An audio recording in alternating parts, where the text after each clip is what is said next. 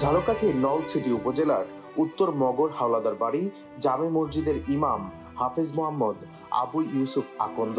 দীর্ঘ 15 বছর ইমামতির পর রাজকীয়ভাবে ঘোড়ার গাড়িতে চড়িয়ে বিদায় জানানো হয়েছে তাকে। এর আগে মসজিদ কমিটির পক্ষ থেকে 50,000 টাকা ও অন্যান্য উপহার সামগ্রী প্রদান করা হয় তাকে।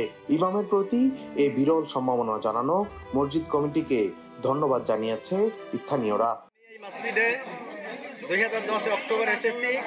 আজকের আমাকে মসজিদ কমিটি এক বিরল সম্মানের মাধ্যমে আমাকে বিদায় দিচ্ছে।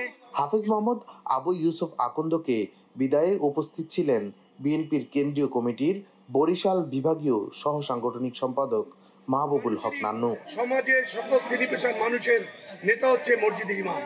স্বাভাবিক একজন ইমাম নিয়োগের যে আমি স্বচ্ছতা দেখলাম, এটাও একটি বিরল ঘটনা। মসজিদ পরিচালনা কমিটির সদস্য অ্যাডভোকেট রুহুল আমিন হাওলাদার সহ স্থানীয় গণ্যমান্য ব্যক্তিবর্গ এ সময় সকলের শান্তি কামনায় বিশেষ দোয়া ও মোনাজাত করা হয়।